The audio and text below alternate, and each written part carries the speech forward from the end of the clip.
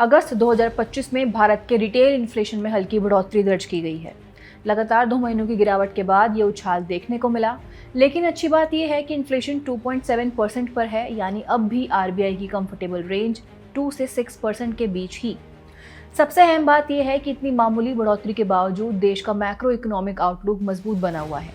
विशेषज्ञों का कहना है कि भारत इस समय उस स्थिति की ओर बढ़ रहा है जिसे गोल्डीलॉक्स सिनेरियो कहते हैं, जहां लो इन्फ्लेशन और हाई ग्रोथ साथ साथ चल रहे हैं। Basis point CRR cut plus falling rate, which means it will reciprocate it into the lower auto loan rate, lower mortgage loan rate. So you are entering into a kind of a Goldilocks monetary easing kind of a scenario, which will show up in a 6-month time when you will look at earning growth and other GDP growth prints.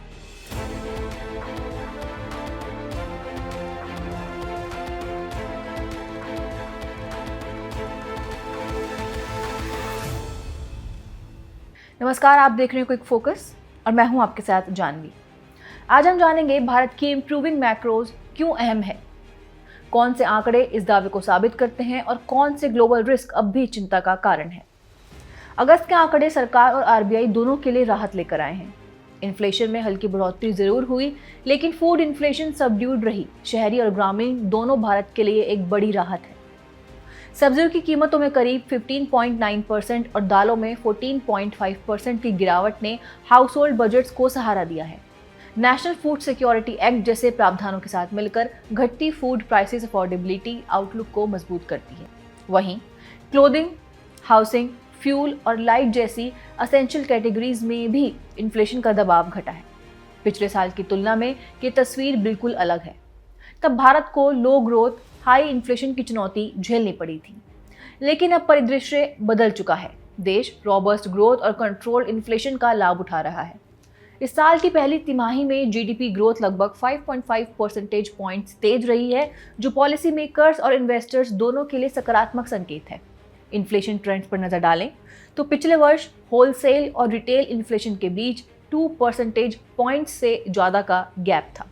आज ये gap काफी घट चुका है, जिससे आर्थिक संतुलन बेहतर दिखता है। हालांकि रिस्क पूरी तरह खत्म नहीं हुए हैं। ग्लोबल क्रूड ऑयल प्राइसेस फिलहाल स्थिर हैं, लेकिन रशिया यूएस टेंशंस और रशियन ऑयल पर रिस्ट्रिक्शंस भविष्य का समीकरण बिगाड़ सकते हैं। ऑल्टरनेटिव सप्लायर से तेल खरीदना महंगा पड़ सकता है और इससे इन्फ्लेशनरी प्रेशर बढ़ सकते हैं। वहीं डोमेस्टिक फ्रंट पर 22 सितंबर से लागू होने वाले जीएसटी रेट कट से कंज्यूमर कॉस्ट और घटने की उम्मीद है। हाउस होल्ड रिलीफ और मजबूत होगा। लेकिन अगर क्रूड ऑयल प्राइसेस अचानक बढ़े या ग्लोबल सप्लाई शॉक्स आए तो इन्फ्लेशन ट्रैजेक्टरी एक बार फिर से चुनौती में आ सकती है। इकोनॉमिक्स की भाषा में इन्फ्लेशन यानी कंज्यूमर प्राइस इंडेक्स से मापी जाने वाली हाउस होल्ड गुड्स और सर्विसेज की प्राइस राइज। वहीं ग्रोथ यानी जीडीपी का बढ़ना, इकोनॉमिक एक्टिविटी में इजाफा। जब दोनों एक साथ हो, हाई ग्रोथ और लो इन्फ्लेशन, तो मैक्रो इकोनॉमिक आउटलुक बहुत मजबूत हो जाता है। इससे फिस्कल पॉलिसी में स्पेस बनता है और इन्वेस्टर कॉन्फिडेंस भी बढ़ता है। कुल मिलाकर इस समय भारत की मैक्रो इकोनॉमिक हेल्थ पिछले कई वर्षों की तुलना में कहीं अधिक मजबूत है। गिरती फूड प्राइसेस, कंट्रोल्ड इन्फ्लेशन और राइजिंग ग्रोथ मिलकर एक ऑप्टिमिस्टिक पिक्चर पेश कर रहे हैं। लेकिन ये आउटलुक पूरी तरह ग्लोबल अनसर्टेनिटी से सुरक्षित नहीं है।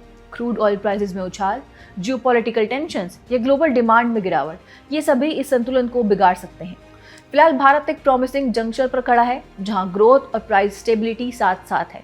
असली परीक्षा ये होगी, क्या ये गोल्डीलॉक्स मूवमेंट अनिश्चित ग्लोबल एनवायरनमेंट में सस्टेन किया जा सकता है। आज के विषय को यहीं विराम देते हैं, फिर मिलेंगे आपसे एक नए मुद्दे के साथ। तब तक ले देखते रहिए विजन IAS।